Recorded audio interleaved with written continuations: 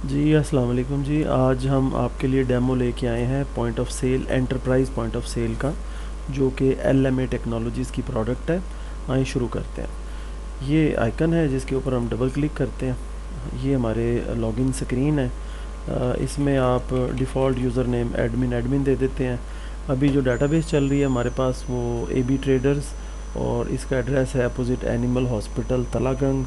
ये एक dummy address है, डमी नाम है। जिस कंपनी के पास ये लाइसेंस होता है उसका नाम और एड्रेस यहाँ पे आ रहा होता है। ये हमने लॉगिन किया सिस्टम, हमारे पास डैशबोर्ड आ गया। डैशबोर्ड में हम देखते हैं कि हमारे पास टॉप पे मेन्यू है। एक दफ़ा हम मेन्यू का ओवरव्यू ले लेते हैं। होम मेन्यू में हमारे पास बैकअप की डिटेल है, बैकअप एक क्लिक पे बैकअप हो जाता है, इंस्टेंस का भी, डाटाबेस इंस्टेंस का भी। और फिर हम बैकअप की हिस्ट्री भी चेक कर सकते हैं, कब बैकअप लिया गया, डिलीट कर सकते हैं पुराने बैकअप्स, और एक ही क्लिक पे पुराने सारे बैकअप्स जो हैं उनको हम डिलीट कर सकते हैं। इसी तरह कॉन्फ़िगरेशन में हम आते हैं तो हमारे पास मैनेजमेंट टैब्स हैं, area, sector, accounts, chart of accounts हो गए, कैटेगरीज़, कस्टमर्स। मिसाल के तौर पे मैं आपको एक कस्टमर ऐड करके दिखा देता हूँ। कस्टमर का हमने नाम लिखा, उसका फ़ोन नंबर लिखा, और फिर बताया कि ये आउट स्टेशन का कस्टमर है या लोकल है। 3 कैटेगरीज इसमें होती है हमारे पास, काउंटर सेल है, लोकल है, आउट स्टेशन है। फिर सेक्टर कौन सा है, सिटी कौन सा है। ये सेक्टर और सिटी जो है ये आपसे यहाँ से ओपन कर सकते हैं जितने चाहें। ठीक है जी। उसके बाद यहाँ पे हमने एड्रेस दे दिया 121 जेल रोड, और हमने इस कस्टमर को डिस्काउंट नहीं देना, फ़िक्स। हमने ऐड रिकॉर्ड कर दिया। बिल्कुल इसी तरह आप अपना सेल्समैन, प्रोडक्ट्स, मंथ, हर चीज़ को यहाँ पे मैनेज कर सकते हैं। सेल्समैन में हम देखते हैं, यानी कि हमने एक लड़का रखा जिसका नाम है जावेद, और उसका फ़ोन नंबर हमने कोई भी डमी फ़ोन नंबर दे दिया, और इसका जो रूट है वो हम डिसाइड कर सकते हैं कि ये किस एरिया में सप्लाई करता है। सेक्टर का नाम आप दे दें, अगेन सेक्टर आप जितने चाहे खोल सकते हैं सेक्टर, और ये एड्रेस दे दें। CNIC आपने अपने रिकॉर्ड के लिए उस बंदे का रखना है अपने पास, तो आप CNIC उसका रख लें। ठीक है जी, ये ऐड कर दिया आपने। इसी तरह यहाँ पे ये मैनेजमेंट टैब के बाद ये ओवरव्यू है, फर्दर डिटेल हम इंशाल्लाह दूसरी वीडियो में आपको देंगे। इसके बाद आ जाता है सेटिंग का टैब। सेटिंग का टैब बड़ा यूज़फुल है। इसमें सबसे अहम चीज़ ये है कि आपके बिज़नेस का एड्रेस चेंज हो जाता है। आप खुद यहाँ पे एड्रेस चेंज कर दें, ईमेल चेंज कर दें, फ़ोन नंबर चेंज कर दें। अगर आपका कोई सेल्स टैक्स रिटर्न नंबर है, NTN है, जो आप चाहते हैं कि पर्ची के ऊपर प्रिंट आए, तो वो भी आप यहाँ पे मेंशन कर सकते हैं। राइट टू लेफ़्ट चलते हैं। यहाँ पे आपने अपनी जो पर्ची है उसके ऊपर लोगो प्रिंट करना है या नहीं करना, आप ये चीज़ें सेट करके सेव का बटन दबा देते हैं। हर पर्ची जो आपकी निकलती है उस पर्ची के ऊपर आप कोई मैसेज देना चाहते हैं तो वो मैसेज आप यहाँ पे लिख सकते हैं, कस्टम मैसेज, वो सेव करेंगे, वो प्रिंट होना शुरू हो जाएगा। दूसरी इस सॉफ्टवेयर की ख़ास बात यह है कि आप सिंगल क्लिक पे जितनी भी आपकी हज़ारों प्रोडक्ट्स अगर हैं उनकी प्राइस बढ़ाना चाहें बढ़ा सकते हैं, कम करना चाहें कम कर सकते हैं। कैसे? रिटेल प्राइस बढ़ाना चाह रहे हैं, इस सिस्टम में 2 प्राइसेस होती हैं, वो आगे चल के मैं आपको उसका डेमो देता हूँ। आप एक ही वक्त में काउंटर सेल आपकी होती है, उसको आप रिटेल प्राइस पे बेचना चाहते हैं, और एक कस्टमर आपका होल सेल का है, उसको आप दूसरा डिस्काउंट वाला रेट देना चाहते हैं, तो ये दे सकते हैं। तीसरी है परचेज़ प्राइस, कि हमने किस प्राइस पे ख़रीदा है। तो एक ही क्लिक पे आप यहाँ पे 10% प्राइसेस इंक्रीज़ या डिक्रीज़ कर सकते हैं। किस चीज़ की? तीनों, तमाम प्रोडक्ट्स की या कोई एक तमाम प्रोडक्ट्स की। तो जैसे ही हम ये बटन दबाएंगे हमारी वो प्राइसेस 10% डिक्रीज़ हो जाएंगी और अब इंक्रीज़ हो जाएंगी। अगले मेन्यू पे आते हैं। अगर आप कहते हैं कि आपकी जो बिज़नेस है वहाँ पे टैक्स चलता है, तो वो टैक्स हमने 2 तरह का यहाँ पे दिया, वो आप मैनेज कर सकते हैं कि जो कैश का कस्टमर है उसको टैक्स कितना काटना है, और जो बैंक पेमेंट कर रहा है यानी अदर्स में, वो ऑनलाइन ट्रांसफ़र भी हो सकता है, क्रेडिट कार्ड भी हो सकता है, डेबिट कार्ड भी हो सकता है। चूँकि बहुत सारी और चीज़ें हैं, जैज़ कैश है, इजी पैसा है, तो हमने उस सबको कलेक्टिवली यहाँ पे अदर्स लिख दिया है। उसके बाद एक और फीचर, राइट टू लेफ़्ट आखिरी मेन्यू है हमारा, वो है फेवरेट आइकन्स का।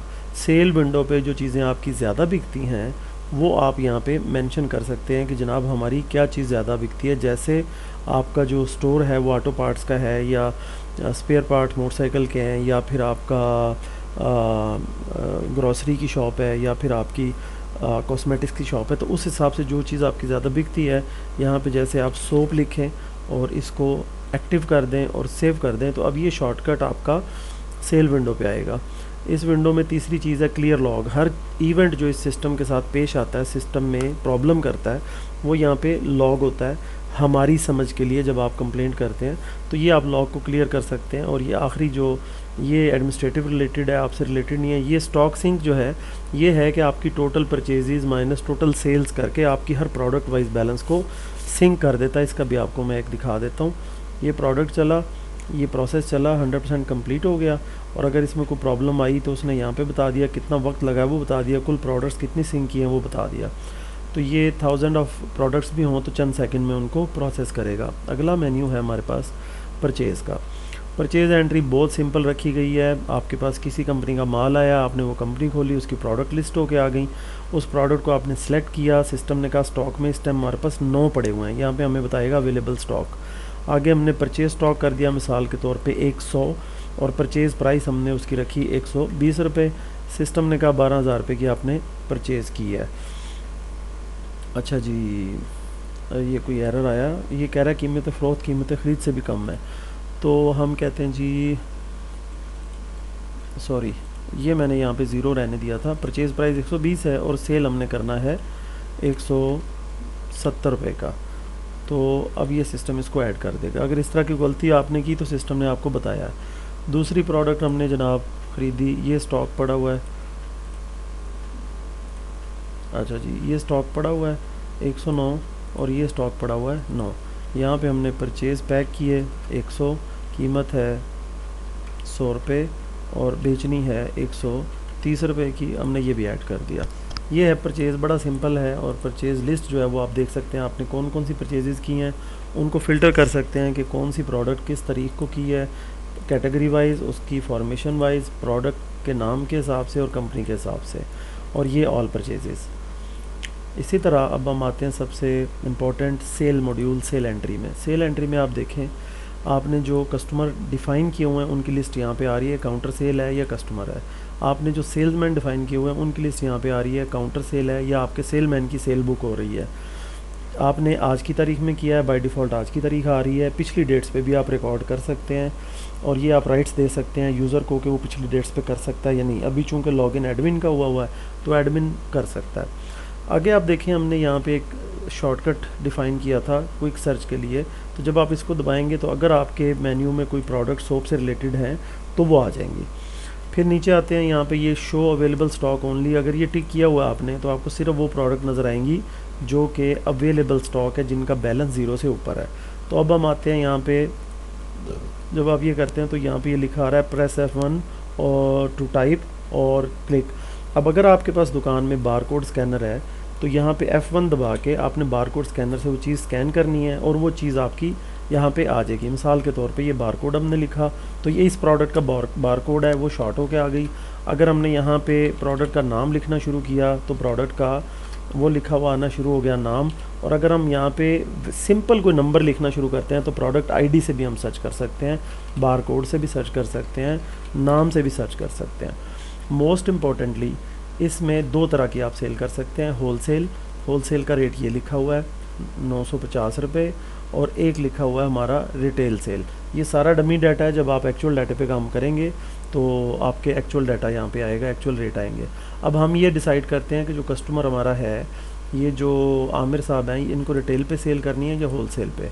अगर आप इनको होलसेल पे करेंगे तो होलसेल का रेट आएगा, अगर रिटेल पे करेंगे प्रोडक्ट चेंज कर देते हैं। हमने प्रोडक्ट चेंज की, अब हमने यहाँ पे रिटेल सेल सेलेक्ट किया हुआ तो अब इनको रिटेल सेल का रेट लगेगा। ठीक हो गया जी। आप डिस्काउंट दे सकते हैं। डिस्काउंट कैसे दे सकते हैं? आप परसेंटेज में भी डिस्काउंट दे सकते हैं, मिसाल के तौर पे 10%, या आप ये कहते हैं कि जो ऊपर वाली रकम है जो 1120 रुपये हैं, 20 रुपये मैंने डिस्काउंट देना है, तो ये डिस्काउंट आप इस तरह भी दे सकते हैं।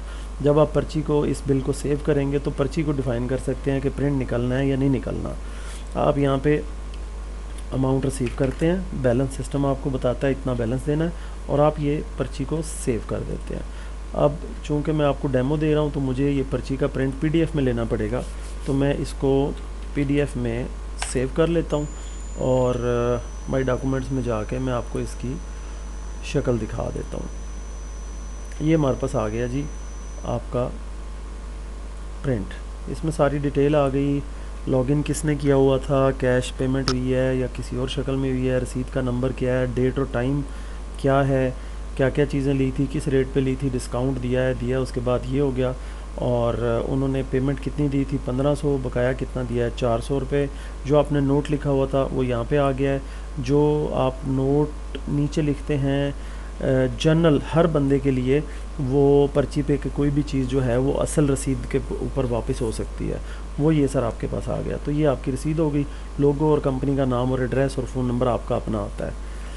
ये हो गया जी। वापस चलते हैं सॉफ्टवेयर की तरफ। इसी तरह यहाँ पे सेल लिस्ट आप देख सकते हैं।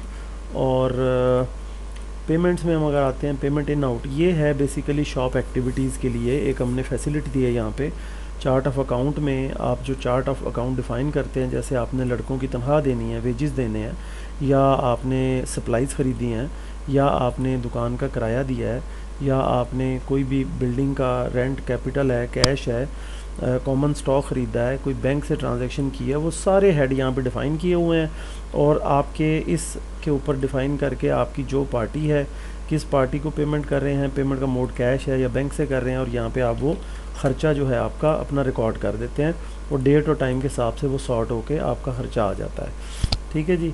ये आपके शॉप का डिजिटल रजिस्टर भी है, यानी आप हर तरह के ख़र्चे और आमदनी अदर दैन सेल्स, जो रेवेन्यू अदर दैन सेल्स है, वो भी यहाँ पे रिकॉर्ड कर सकते हैं। मसलन आपने गारबेज बेचा है, कबाड़ बेचा है, या आपने कोई पुराना सामान बेचा है, वो आप यहाँ लिख देते हैं। आपकी दुकान के सामने बाहर को स्टॉल लगा हुआ है, वहाँ से आपको किराया आता है, इनकम आती है, तो वो भी आप यहाँ पे रिकॉर्ड कर सकते हैं चार्ट ऑफ अकाउंट में। रेवेन्यू ये जैसे हमने यहाँ पे दिया हुआ है मिसलिनियस, आप ख़ुद भी डिफ़ाइन कर सकते हैं। कुछ चीज़ें हमने यहाँ पे डिफ़ाइन कर दी हैं, जैसे आप ये देखें अनअर्नड रेवेन्यू आ गया है, इसी तरह रिटेन्ड अर्निंग्स आ गई हैं। तो जो चीज़ें आप अदर देन सेल्स आपका रेवेन्यू आता है, वो भी आप यहाँ पे रिकॉर्ड करते हैं। और अब आगे चलते हैं जनाब, तेज़ी से आपको दिखाते हैं रिपोर्ट्स में मैनेजमेंट की रिपोर्ट्स अलहदा हैं। इसमें आपकी प्रोडक्ट्स कौन कौन सी डिफ़ाइन हुई हुई हैं, किसी कस्टमर को शेयर करनी पड़ जाती हैं, तो आपकी ये प्रोडक्ट्स की लिस्ट आ रही होती है। राइट क्लिक करके आप PDF में, एक्सेल में और वर्ड में एक्सपोर्ट कर सकते हैं इनको। इसी तरह आपकी रिपोर्ट्स में दूसरे नंबर पे, जैसे हम कहते हैं कैटेगरीज़ कौन कौन सी पड़ी हुई हैं, ये आ गई, जनरल कैटेगरी है। फिर आप कहते हैं कि जी अगली रिपोर्ट अकाउंटिंग की। अकाउंटिंग में हमारे पास 3 रिपोर्टें, profit and loss, party laser यानी कि आपके कस्टमर का लेजर, और कैश फ्लो कि दुकान में कैश आया कहाँ से और गया कहाँ। ये रिपोर्ट हो गई। फिर आपकी जो तीसरे नंबर पे परचेज़ की रिपोर्ट है, 4-5 तरह की रिपोर्ट है। एक आपकी डेली परचेज़, जैसे मिसाल के तौर पे 13 तारीख को क्या परचेज़ हुआ है और किससे परचेज़ किया और किस रेट पे परचेज़ किया है। इसी तरह आप मंथली, इसी तरह डेली डेट रेंज, यानी 13 से 15 तक दिखा दो, 1 से 2 तक दिखा दो, 1 से 10 तक। कंपनी वाइज परचेज़ में आप यहाँ पे सिलेक्ट कर लेते हैं जो कंपनी आपने डिफ़ाइन की होती हैं। आप प्रोडक्ट वाइज भी देख सकते हैं कि हमने परचेज़ कौन सी चीज़। अब अगर आपने ये प्रोडक्ट सेलेक्ट की हुई है तो जितनी भी परचेजेज़ आपने इस डेट रेंज में की हैं वो सिर्फ इस प्रोडक्ट की आएंगी। अच्छा जी, फिर आ जाती है हमारे पास वेंडर वाइज समरी के आपने जो परचेजेज़ की हैं किस किस कंपनी की। अब यहाँ जनरल कंपनी है, अगर आपका पेल है, हायर है, इलेक्ट्रॉनिक्स का सामान है, तो वो जितनी भी कंपनियाँ आपने यहाँ पे डिफ़ाइन की हैं वो सारी यहाँ पे आपको बता देगा। आगे रिपोर्ट आती हैं जी सेल की, जो सबसे ज़्यादा यूज़ होती हैं। डेली सेल की रिपोर्ट है, इसमें आपको ये थोड़ा डिटेल से बताती है। हर इनवाइस का, ये 2 नंबर इनवाइस है, इसका डेट और टाइम क्या था, ये आज की तारीख में हुई थी। और इसी तरह आप मंथली भी देख सकते हैं, बाय डिफ़ॉल्ट मंथ जो चल रहा है वो सिलेक्ट होगा, आप चेंज भी कर सकते हैं। इसी तरह डेट रेंज आप दे सकते हैं। इसी तरह आप आते हैं कंपनी वाइज सेल के, किस कंपनी की सेल है। अगर कुछ नहीं सिलेक्ट करते तो फिर आपको सारी सेल्स दिखा देगा। अगर आप सिलेक्ट करते हैं कि जनरल कंपनी में ये वाली प्रोडक्ट की कितनी सेल है और किस किस इनवाइस नंबर में सेल हुई है, किस रेट पे हुई है और बॉटम लाइन क्या है, वो ये सारा कुछ दिखा रहा है। अगर ऑन स्क्रीन आप देखना चाहते हैं तो आप ये कॉस्ट वर्सेस सेलिंग देख सकते हैं कि जो चीज़ें मैंने बेची हैं वो मैंने 2929 रुपये की बेची हैं और ख़रीदी मैंने कितने की थी, 1919 रुपये की।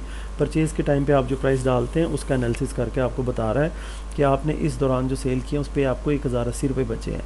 कैश फ्लो की रिपोर्ट आप देखना चाह रहे हैं तो वो भी आपको ऑन स्क्रीन दिखा देता है कि एक्टिविटीज़ आपने कोई नहीं डाली, परचेज़ आपकी जो हैं वो 22,000 रुपये की हैं और सेल आपकी 29 की हैं, तो नेगेटिव बैलेंस आपका 19,000, क्योंकि परचेज़ ज़्यादा हैं, सेल कम है। मैंने बार बार आपको बता रहा हूँ ये डमी डाटा है, तो ये डमी डाटा पे बेस करके। अच्छा, अब ये दोनों चीज़ें आप अपने बॉस का ईमेल जो आपने सेटिंग में डिफ़ाइन किया होता है उसको एक क्लिक पे ईमेल भी कर सकते हैं, ये वाली चीज़ भी और ये वाली चीज़ भी, ये दोनों एक क्लिक पे आप ईमेल कर सकते हैं अपने बॉस को अगर वो आपसे समरी मांगते हैं।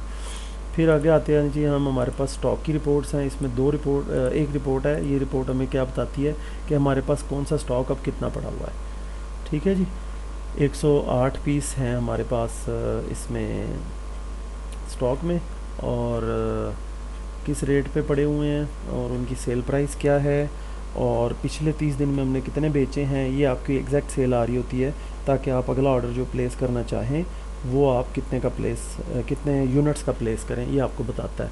और नीचे देखें, ये आपके लिए यूज़फुल समरी दी गई है कि ये सामान जब बिकेगा इसकी कॉस्ट 23,000 है, बिकेगा 32,000 रुपये का, और 8640 रुपये इसके ऊपर आपकी सेविंग होगी। ये बेसिक रिपोर्ट्स हैं और ये मैंने एक क्विक आपको ओवरव्यू दे दिया है। कोई भी फर्दर क्यूरी हो तो आप हमसे रब्ता कर सकते हैं। और ये सारे टैब जो हैं ये आप 1 बाय 1 सारे टैब आप बंद कर सकते हैं। ओके जी, अस्सलाम वालेकुम।